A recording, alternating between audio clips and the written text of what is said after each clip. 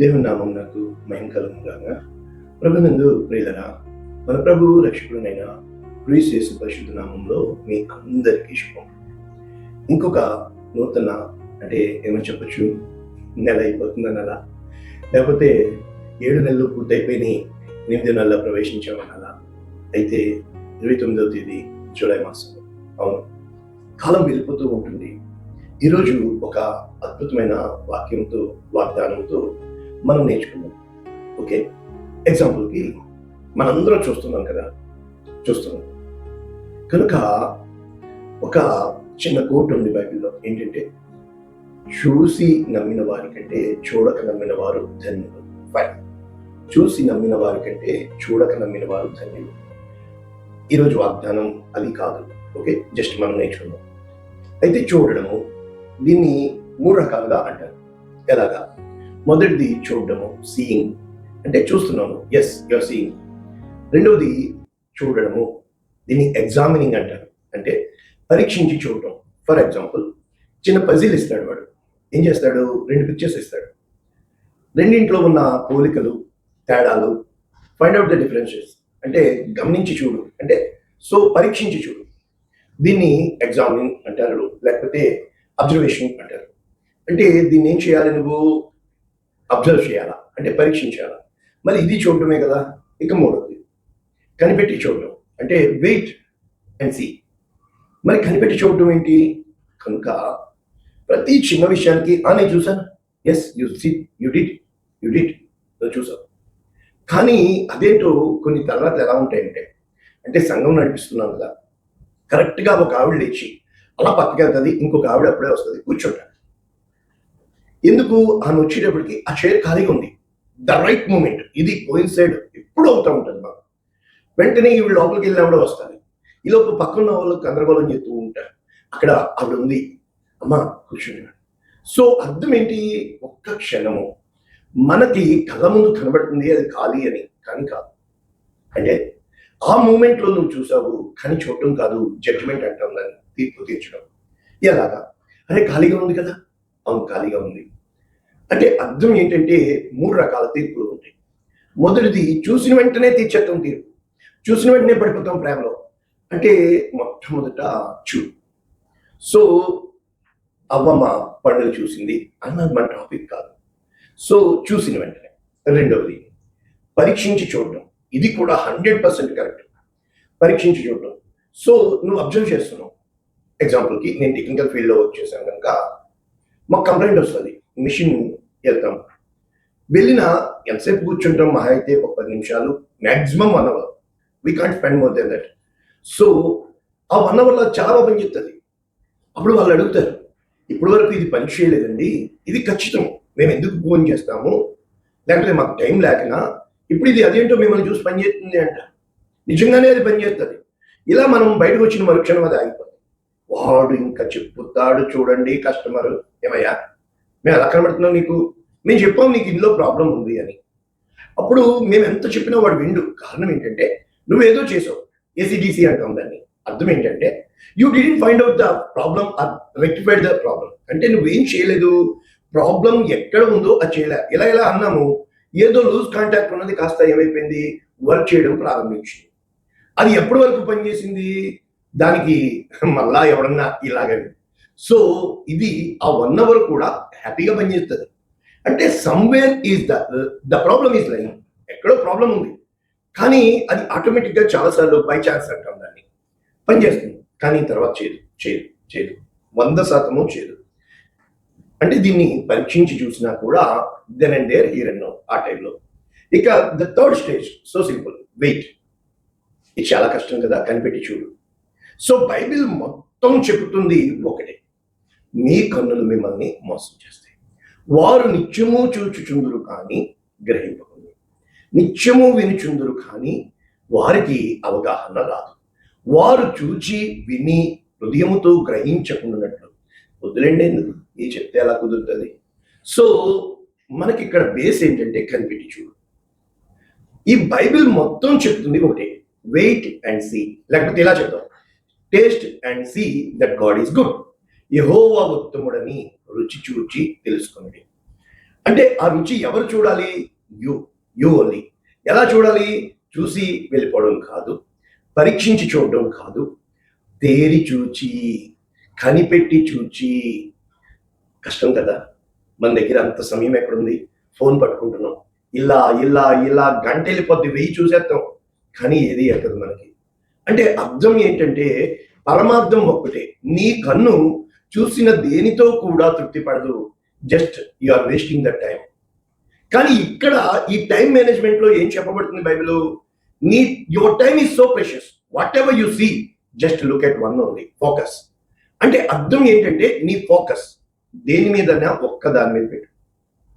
So ఎప్పుడైతే ఒక్క దాని మీద పెడతావో, ఫర్ ఎగ్జాంపుల్ ఇప్పుడు మన బల్బ్ ఉంది కదా, మనందరికీ తెలుసు ఏ వ్యక్తి అయినా కూడా చూసిన వెంటనే చేయడు.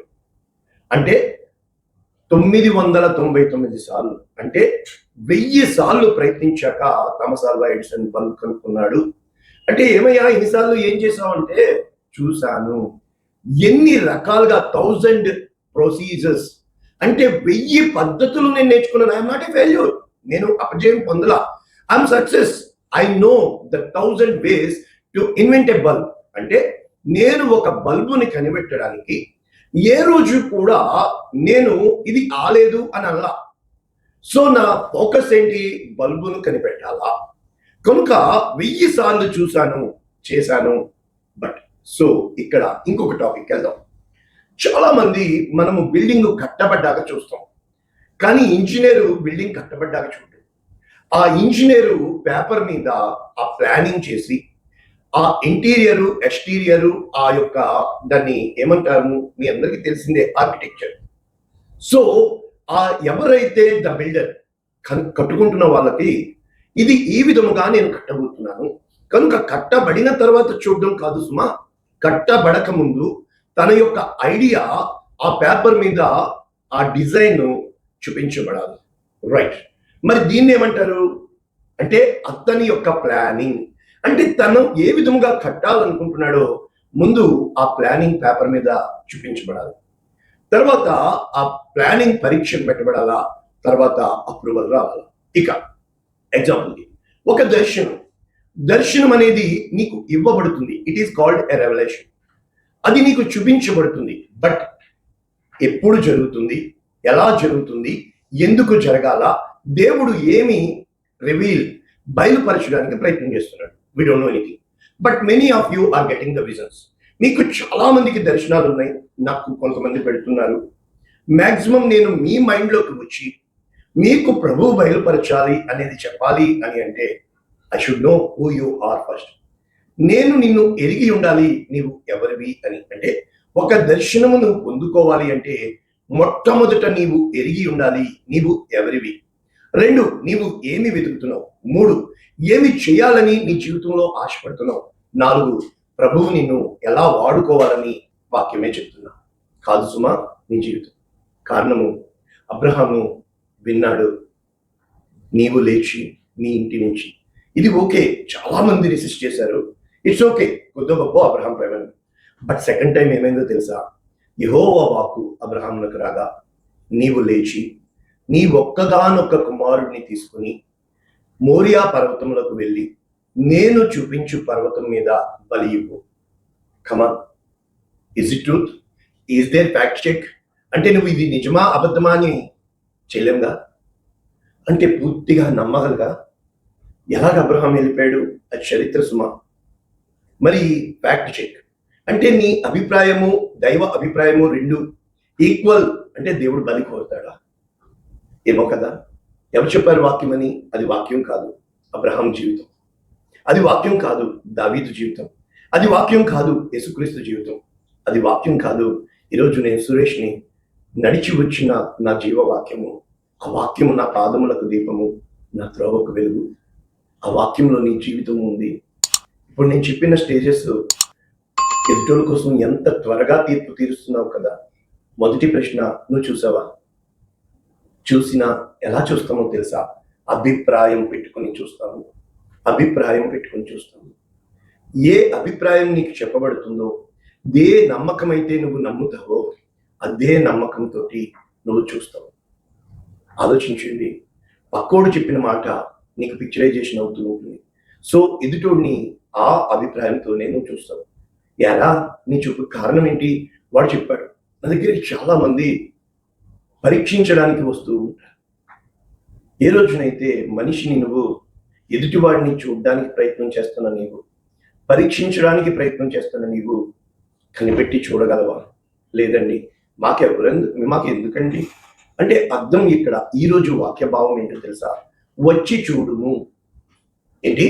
వచ్చి చూడుము. యోహాను సువార్త 1వ అధ్యాయము 46వ వచనం, పూర్తి వచనము. అందుకు నతనయేలు, నజరేతులో నుండి మంచిది ఏదైనా రాగలదా అని అతనిని అడుగగా, వచ్చి చూడుము అని ఫిలిప్పుతో చెప్పారు. ఇక్కడ ఇద్దరు కనబడుతున్నారు, ఫిలిప్పు, నతనయేలు. యాక్చువల్గా నతానియేల్ తన ఫస్ట్ నేము యాక్చువల్గా మత్తయి, మార్కు, లూకా ముగ్గురు బర్తిలోమయి అంటే తిలోమయి కుమారుడుగా బర్ అంటే కుమారుడు, తిలోమయి కుమారుడు బర్, నతనియేల్. సో తండ్రి పేరు మీద రాయబడుతూ ఉంటారు. ఓకే, సీమోను బర్జోనా అంటే బర్ అంటే కుమారుడు, యోనా కుమారుడైన సీమోను. కనుక ఈ బర్తిలోమయి పేరు నతనియేల్ అని యోహాన్ గారు మాత్రమే రాశారు. ఫైన్. ఇప్పుడు వీళ్ళిద్దరు ఒకటే, first name, second name, father name. Fine. ఇప్పుడు ఒకసారి ఇంగ్లీష్లో చూసి మనము వాక్య భావం కాంటెక్స్ట్కి వెళ్దాం. ఇంగ్లీష్లో ఏమనుందంటే మనం చూసినప్పుడు న్యూ ఇంటర్నేషనల్ వెర్షన్ నేను చదువుతున్నాను. నజరేత్ అంటే ఒక ఆశ్చర్యం. నజరేత్ అంటే ఎగ్జాంపుల్ మన కాకినాడ అంటే ఎంత విచిత్రముగా ఉంటుందంటే, అంటే ఇంక కాకినాడలో ఎవరు ఉండరా, అలాగే ఉంటుంది ఇక్కడ. సో నజరేతా, can anything good come from there? Nazareth నుంచి మంచిది వస్తుందా అంటే కొన్ని స్టాంపింగ్ ఉంటాయి కదా, కొన్ని ఊర్ల పేర్లు. అంటే మనందరికీ తెలిసింది గతకాలపు చరిత్ర, స్టూవర్ట్పురం, దొంగలకి ముఠ. ఎగ్జాంపుల్ వేరే చెప్తే నన్ను చంపేస్తారు ఈ మీడియాలో. సో కొన్ని ఊర్లు కొన్ని స్టాంపులు ఉంటాయి, కనుక మనం ఒప్పుకోం. కనుక Nazareth, can anything good come from Nazareth?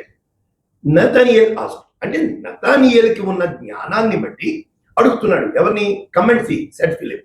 So Philip వెళ్ళి నతనియేల్ని పిలిచినట్లు మనం ఇక్కడ చూస్తున్నాం. ఒక్కసారి ఈ కాంటెక్స్ట్ లోకి మనం వెళ్ళి లోతైన వాక్యం నేర్చుకుంటే ఇక్కడ మనకి స్పష్టంగా చూడగలుగుతున్న వాక్యం ఏంటంటే, యేసుక్రీస్తు ప్రభువారు గలిలయలోకి వెళ్ళగోరి కనుక ఆల్రెడీ అక్కడ ఎంతమంది యేసుక్రీస్తు ప్రభుల వారికి శిష్యులైపోయారు అని చెప్పినప్పుడు, ఇక్కడ యోహాను గారు ఏమంటున్నారు అని చెప్పినప్పుడు మనము చూసినప్పుడు, యోహాను గారు అంటే బాప్తిస్మం ఇచ్చి యోహాను సువార్త 1వ అధ్యాయం 36వ వచనం, నడుచుచున్న యేసు వైపు చూచి ఇదిగో దేవుని గొర్రెపిల్ల. సో ఆ మాట చెప్పిన మరుక్షణము బాప్తిస్మం ఇచ్చి యోహాను శిష్యులిద్దరు యేసు ప్రభుని వెంబడించారు. ఎవరు వీళ్ళిద్దరూ చెప్తున్నారు?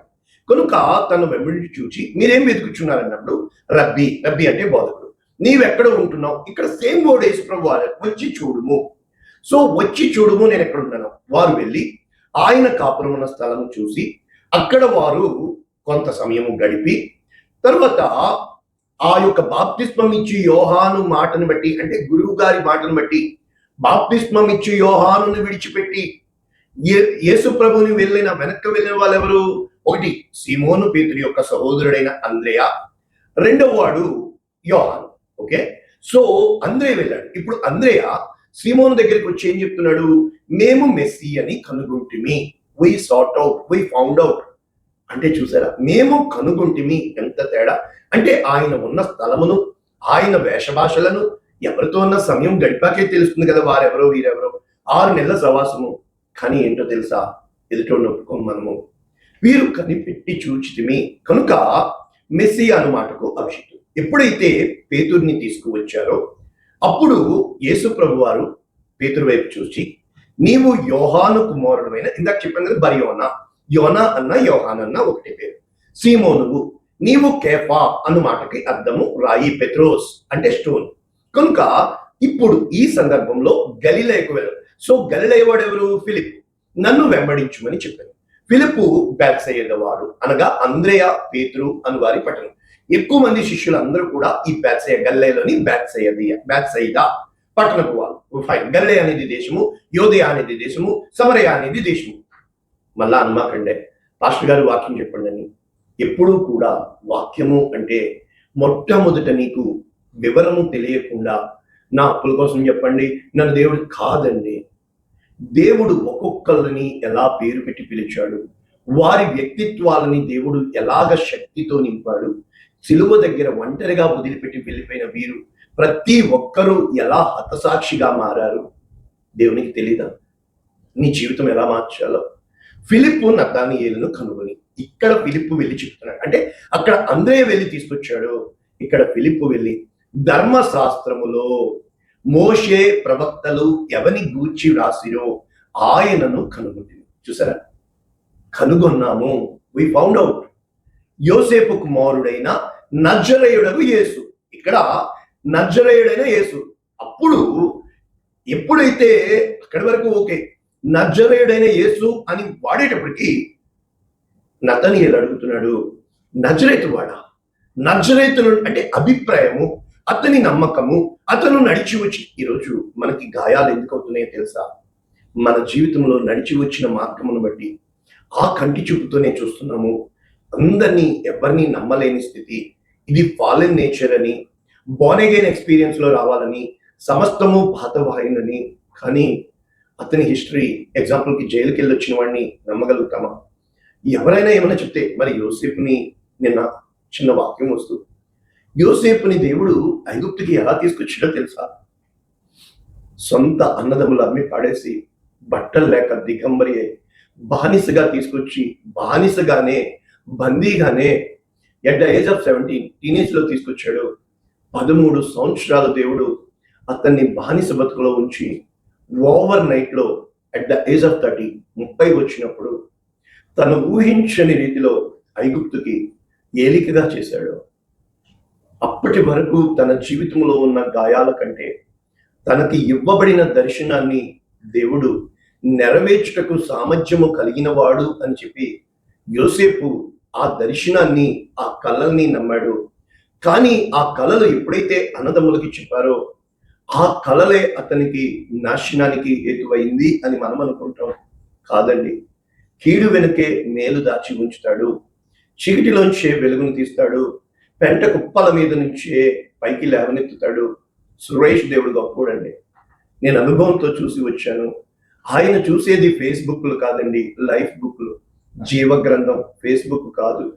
ఏ రోజునైతే జీవ గ్రంథంలో హృదయాలని పరీక్షించేవాడు, ఎంతగా బలిష్టమైన చేతి కింద పెట్టాడు అంటే, నతనీయేలు తన యొద్దకు వచ్చుట యేసయ్య చూచి వెంటనే నతనీయేలు కోసం చెప్తున్నాడు, దీని గిఫ్ట్ ఆఫ్ నాలెడ్జ్ అంటారు. గిఫ్ట్ ఆఫ్ నాలెడ్జ్ అంటే the revolution, the moment you see the person. మనిషిని చూసిన వెంటనే యేసయ్య దగ్గర అన్ని గిఫ్ట్స్ ఉన్నాయి. రేపటి వాక్యంలో నేర్పిస్తాను what is gift of healing. So ఇతడు నిజముగా ఇశ్రాయేలీయుడు, ఇతని యందు ఏ కపటము లేదు అని సాక్ష్యం చెప్పాడు యేసయ్య. అప్పుడు వెంటనే నతనీయేలు అడుగుతాడు, నీవు నన్ను ఎలాగ ఎరుదు? How do you know? ఎరుగుదువు. చూసారా, ఆయనకి చెప్పాలా? డోంట్ యు నో ఎవరు ఎటువంటి వారో? కానీ నీ ఫ్రేమ్ లో పెడుతున్నావే, దేవుణ్ణి పెట్టమాకమ్మా.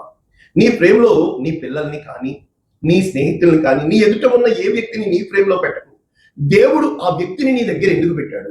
ఆ వ్యక్తి ఎవరై ఉన్నారు? నీవెవరివి? వయు అంటే ఆయనను అడుగుగా నతనీయేలు అడుగుతున్నాడు. అప్పుడు చెప్తున్నారు యేసయ్య, ఫిలిప్పు నిన్ను పిలవక ముందే, నీవు తల్లి గర్భంలో రూపింపబడక మునిపే, కమానియా, యు నో ఎవ్రీథింగ్. అటువంటిప్పుడు నీవు ఆ అంజూరపు చెట్టు, ఏ అంజూరపు ఆకులు కట్టుకున్నారో అక్కడ జక్కయ్యతో చెప్తున్నాడు కదా, అబ్రహాం దగ్గర చెట్టు దగ్గరికి వచ్చాడు కదా, అంజూరపు చెట్టు క్రింద ఉన్నప్పుడే నిన్ను చూచి ఐ హావ్ సీన్ యూ. అంటే నతనీయేలుకి మైండ్ బ్లాక్ అయిపోయింది. వెంటనే చెప్తున్నాడు, బోధకుడా, నీవు దేవుని కుమారుడు, ఇశ్రాయేలు రాజు. 3 టైటిల్స్ పెట్టాడు. ఒకటి రబూని, 2 you are the son of God and you are the king of Israel. How come? తన అభిప్రాయం ఏంటి? ఈజీ ఏంటి? నజరేతులోంచా? మరి ఇప్పుడు ఎలాగంటున్నాడు? ఎలా కన్విన్స్ అయ్యాడు? అందుకు యేసు మరి అడుగుతా. This is communication skills. కనుక చాలా మంది నాతో మాట్లాడు ఏమంటారు తెలుసా? నో నో నో మేము కాలుకెత్తే చేతికి చేతి. They don't want to know the clarity, have the clarity. They wanted to be in the bluff. నిజము. ఉదయం ఒక ఆమె ఫోన్ చేసింది. సో సింపుల్, ఒక మాట చెప్తాను, నేను అన్ని నిజాలు చెప్తానండి అని. నేను అన్నాను, నీకు తెలిసింది చెప్పు, అది నిజమో అబద్ధమో నేను చెప్తాను. That is the right answer. నీకు తెలిసింది నువ్వు చెప్తున్నావు నిజం కాదు సుమా, అది నిజమా అబద్ధమో నేను చెప్తాను. ఆ కాన్ఫిడెన్స్ నీలో ఉండాలి. ఎదుటోడు నిజమే అనుకుంటాడు, అది నిజం కాదు, వాడికి తెలిసింది. సో అంజూరపు చెట్టు క్రింద నిన్ను చూచి తిని అని నేను చెప్పినందుక ఎందుకు నమ్ముచున్నావా? ఎందుకంటే because Jesus doesn't know who is Nathaniel. So ఇక్కడ ఏమైందంటే వీటికంటే గొప్ప కార్యములు నువ్వు చూస్తావు. ఇక్కడ ఆపితే మనము ఇమ్మీడియట్ కనెక్షన్ ఎక్కడ ఉంటుంది? ఈ చూడడం అనేది మనందరికీ తెలుసు కదా. డౌటింగ్ తోమా, యోహాను సువార్త 20:27. యేసు ప్రభు తోమాను చూచి, నీ వ్రేలు ఇటు చాచి నా చేతులు చూడము, నీ చెయ్యి చాచి నా ప్రక్కలో ఉంచి విశ్వాసవి కాక, అంటే అవిశ్వాసవి కాక విశ్వాసం. అంటే వెంటనే తోమా, నా ప్రభువా నా దేవా, oh my Lord and my God, how come? అంటే అంటే అంటే ప్రతిదీ ప్రూఫ్ కావాలి కదా. ఎలా ఉంటుందంటే సాక్ష్యం అనేది, దేవుడు నన్ను స్వస్థపరిచాడంటే ఎవరు చెప్పడం కొట్టరు. ఇదిగో నా మెడికల్ రిపోర్టు ఇంతకు ముందు పాజిటివ్, ఇప్పుడు నార్మల్, అప్పుడు చెప్పట్లు కొడతారు. అంటే దేవుడు చేసిన కార్యానికి డాక్టర్ సర్టిఫికేట్ కావాలి మనకి. ఎందుకంటే ఇది లోకపు మైండ్ సెట్. కనుక యోహాన్ గారు పత్రిక ఎలా రాస్తారంటే, జీవవాక్యమును గూర్చినది ఆది నుండి ఏది ఉండినో, మేమేది వింటిమో, కన్నులారా ఏది చూచితిమో, ఏది నిదానించి కన్నుంటిమో, మా చేతులు దేనిని తాకి చూచినో అది మీకు తెలియచూచును. ఆ జీవము మాకు ప్రత్యక్షమాయ. కనుక సాక్ష్యం, నేను ఈరోజు సాక్ష్యం ఇస్తున్నా, నేను నడిచి వచ్చాను ఈ మార్గంలో. ఇక్కడ ఇంకొకరు ఉన్నారు సుమా. యోహాను సువార్త 4:29. మనందరికీ తెలుసు సమరయ స్త్రీ. నేను చేసినవన్నీ నాతో చెప్పిన మనుషుని మీరు వచ్చి చూడుడి. యు కమ్ అండ్ సీ కాదు, you come and know yourself that he is the one. అంటే ఈయన క్రీస్తు కాడా అని ఆ ఊరి వారితో చెప్పగా, ఆ ఊరి వారందరూ వచ్చారండి. వచ్చినప్పుడు అక్కడ యేసయ్యని చూచాక ఏం జరిగింది అని మనం ఇక్కడ చూసినప్పుడు సో సింపుల్. యేసు ప్రభు వారి మాటలు విన్నప్పుడు 39 నేను చేసినవన్నీ నాతో చెప్పినని సాక్ష్యం ఇచ్చిన స్త్రీ యొక్క మాటను బట్టి ఆ ఊరిలోని సమరయులు అనేకులు ఆయన యందు విశ్వాసం ఉంచి ఏమంటున్నారు? ఆయన మాటలు వినిన తర్వాత ఆ యొక్క నమ్మిన వాళ్ళు, ఇక మీదట నీవు చెప్పిన మాటను బట్టి కాక మా మట్టుకు మేము నిజముగా ఈయనలో కనెక్షన్. మరి ఎంతమంది మాటల వల్ల ఈరోజు కొంపలు కూలిపోతున్నాయి, ఎంతమంది చెప్పుడు మాటల వల్ల మనం జీవితాలు నాశనం చేసుకుంటున్నాం, ఎన్ని విధాలుగా మన జీవితాలు రోడ్డున పడిపోవడానికి కారణము. ఇక్కడ చూద్దాం 2 రకాల 2 సెట్స్ ఆఫ్ పీపుల్. ఎలాగా? యోహాను సువార్త 11:45. ఇప్పుడు లాజర్ని యేసుక్రీస్తు ప్రభు వారు సమాధిలోంచి పునరుద్ధానం అనుకుంటూ సజీవుడిగా లేపాడు. ఫైన్. ఆ అద్భుత కార్యాన్ని చూసిన అనేక మంది యూదులు నమ్మారు, విశ్వాసం ఉంచారు. అయితే ఎక్కడ కూడా 2 గుంపులు ఉంటాయి సుమా. కొందరు పరిచయాల యుద్ధకు వెళ్ళి యేసు చేసిన కార్యములు వారితో చెప్తారు. వెంటనే ఈ మనిషిని మనం వదిలేసాము, ఎప్పుడు చంపేద్దాము, అలాగే మనం చూస్తూ ఊరుకుంటే they started to plot. Plot అంటే చంపేయడానికి ప్లాట్ అంటారు, అంటే అది వాళ్ళు చేసే పన్నాలు. సో చూసారా అంటే అందరూ ఒకే చూపుతూ చూస్తున్నావా? కమాన్గా నువ్వు చూడలేదు.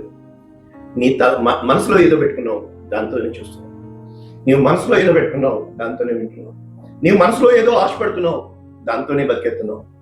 So first clear off, wipe off, clear yourself. ఎందుకంటే నువ్వు అనుకుంటున్నావు చూస్తున్నావు అని. ఒకటే చెప్తాడు దేవుడు, రక్షింపనేరకి ఉన్నట్లు యెహోవా హస్తము గురించి కాలేదు, విననేరకి ఉన్నట్లు అంచుల వదం కాలేదు. నాకు మీకు మధ్య మీ పాపం. అలా చెప్పారు, పాపం కాదు, నీ మనసే. నీ మనసులో ఎవరినో పెట్టేసుకున్నావు, ఏదో అభిప్రాయం పెట్టేసుకున్నావు, ఏదో నమ్మకాన్ని పెట్టేసుకున్నావు. అక్కడే దేవుడు ఉంటాడు. సో నువ్వు ఆ స్థితిలో ఎంతకాలం ఉంటావు?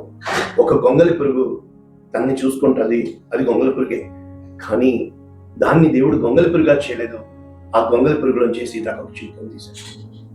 ఈరోజు తామర పువ్వు బురదలోనే ఉంటుంది, అనుకుంటుంది నేను బురదలో ఉన్నానని. దేవుడు దాన్ని బురదలో పెట్టాడు, కానీ దాన్ని తామర పువ్వులా దేవుడు చూస్తున్నాడు. మీకు తెలుసా గులాబీ పువ్వులు, అయ్యో నా ఒంటి నిండా ముళ్ళు అనుకుంటుంది గులాబీ పువ్వు, అదే ద ప్లాంట్, రోజ్ ప్లాంట్. ఎప్పుడైతే దేవుడు దాన్ని ముళ్ళ మొక్కలా చూడలేదు, షారోను రోజా పుష్పంలా చూశాడు. Where is your fruit? ఎవరి మీద కంప్లైంట్ చేస్తూ వదిలేండి. సో నువ్వు ఆ వ్యక్తిని బట్టి నీ మంచితనాన్ని తాకట్టేస్తున్నావా? ఆ పరిస్థితులను బట్టి బీ యువర్ సెల్ఫ్, నీకులా నువ్వు ఉండు, ఫైండ్ అవుట్, రెక్టిఫై. తోమా నమ్మాడు, నతనీయల్ నమ్మాడు, ఫిలిప్ నమ్మాడు. నువ్వు ఎప్పుడు నమ్ముతావు నాకు తెలియదు. నేను నమ్మమని చెప్పట్లా, మతాన్ని బోధించట్లా. It's not religious but it spiritual. రేపటి రోజు నువ్వు నమ్మినా నమ్మకపోయినా నా దగ్గరికి వచ్చిన వాళ్ళు చాలా మూడ్స్తో వస్తారు. వాళ్ళు నేను వెళ్ళిపోవాలని నాకు తెలుసులేండి, అబ్బా ఎంత బాగా చెప్పావు, జీవి సత్యం అంటాను. ఇంకా పడి నవ్వుతారు. అవును, నువ్వు వెళ్ళిపోవాలా, ఏది నీది కాదు.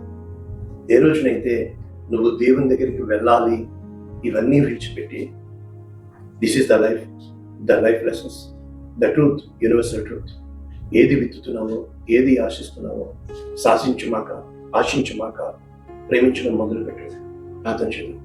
పరిశుద్ధుడా, ప్రేమ కలిగి విత్తబడిన ఈ వాక్యము దయచేసి నాయన వీరికి నేర్పించండి. ఆ లైక్ కొట్టడము, సబ్స్క్రైబ్ చేయడము, పంపించడం. ఎందుకంటే నాయన సూటిపోటి మాటలతో కుమిలిపోతిని, కృంగిపోయావా అని కాకుండా మమ్మల్ని అందరినీ నువ్వు తేలి చూస్తున్నావని, మాకంటే మేము ఇప్పుడు కనబడప్పుడు వెళ్ళిపోతాం, నువ్వు సజీవుడు అయిన దేవుడు అని, నిన్ను యెహోవా ఉత్తముడు రుచి చూసి తెలుసుకోవాలని అటువంటి జ్ఞానం దేశనామం దీవిస్తున్నాం. Amen. God bless you all. దేవుడు మిమ్మల్ని దీవించును.